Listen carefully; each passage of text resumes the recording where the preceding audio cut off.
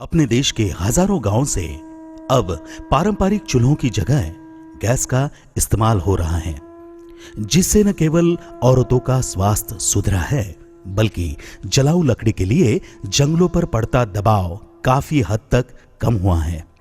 एक और इस माध्यम से हमने करोड़ों वृक्ष बचाए हैं, तो दूसरी ओर अंतिम संस्कार के लिए फिर चाहे वह ग्रामीण इलाका हो या शहरी इलाका, आज भी करोड़ों वृक्षों की बलि दे रहे हैं। इस गंभीर समस्या पर नागपुर महानगर पालिका ने स्थानिक NGO eco friendly living foundation के साथ मिलकर एक कारगर उपाय ढूंढ निकाला है। इस प्रोजेक्ट को लेकर हम माननीय महापौर प्रवीण जी दटके इनको मिले, तो उन्होंने उसमें काफ़ी रुचि दिखाई। उनको बहुत अच्छा लगा ये प्रोजेक्ट और उन्होंने हमें तुरंत ये पायलट प्रोजेक्ट चलाने के लिए सहमति दे दी।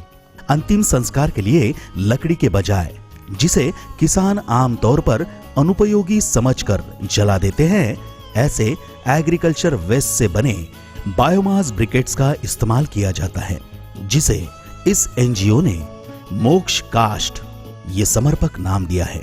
नागपुर महानगर पालिका के 10 दहन घाटों में से अंबाझरी तथा सहकार नगर घाट पर इस पायलट प्रोजेक्ट की शुरुआत की गई। आज कई बड़े कारखानों में कोयले की जगह इन ब्रिकेट्स का ही इस्तेमाल हो रहा है। इस इंडस्ट्री के कारण एक और किसानों को आय का एक नया स्रोत प्राप्त हुआ है, तो दूसरी ओर ग्रामीण इलाकों में हजारों युवाओं को रोजगार मिला है। बायोमास ब्रिकेट ये जो कंसेप्ट है, ये एग्रो वेस्ट मटेरियल से बनता है। इसमें खास करके सोयाबीन वेस्ट, इसमें कॉटन स्टॉक, सॉडस्ट और बगास यूज़ होता है। ये कोल का सब्स्टिट्यूट है, इसे बॉयलर में ईंधन के रूप में जलाया जाता है। हमारे देश में हर साल लाखों टन एग्रो वेस्ट जनरेट होता है। ये एग्रो वेस्ट से अगर हम ब्रिकेट बनाते हैं तो इससे किसानों को फायदा मिलेगा और पर्यावरण का जो समतोल है उसको अपन कायम रख सकते हैं। बायोमास ब्रिकेट्स के कई फायदे हैं। एक शव को जलाने के लिए 300 किलोग्राम लकड़ी लगती है, उसके हिसाब से बायोमास ब्रिकेट्स सिर्फ 250 किलोग्राम लगती है। उसका मूल कारण यह है कि लकड़ी की अपेक्षा बायोमास ब्रिकेट की जो कैलोरीफिक वैल्यू होती है वो ज्यादा होती है। और एक बात जो ब्रिकेट्स को लकड़ी से बेहतर साबित करती है, वो है नमी। जहां सूखी लकड़ी में भी लगभग 20% नमी होती है, वहीं ब्रिकेट्स में यह नमी केवल 3 से 5% होती है।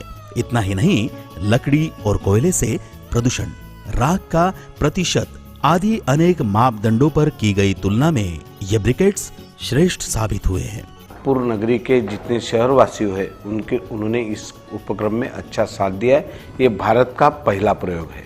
मुझे खुशी हो रही है कि अन्य शहरों ने भी इसका फायदा उठाना शुरू किया है, जैसे मुंबई हो, यवतमाल हो, अकोला हो, और इससे हम कई ज़्यादा वृक्षों का जतन कर पाएंगे। यही एक अच्छी उपलब्धि इस उपक्रम से रहेगी। जो पेड़ लगाने की और जिंदा रखने की हमारी कोशिश है, उसमें हमें बहुत अच्छी मदद मिल रही है। इसलिए मैं नागपुर के नागरिकों को भी धन्यवाद देता हूँ कि उन्होंने ये कोशिश में हमारे साथ में और रहे, इसलिए हमने ये कर पाए। कि जैसे कि मेरे परिवार में मेरी मामी जी और मेरी माता जी, उनकी मृत्यु हो गई थी और हमने मोक्ष काष्ठ का इस्तेमाल करके उनका दहन विधि करने का निर्णय लिया। यह सिर्फ वातावरण के लिए नहीं, बल्कि राष्ट्र निर्माण के कार्य के लिए भी एक अच्छी पहल है। सभी से विनती है, मोक्ष काष्ठ का जरूर इस्तेमाल करें।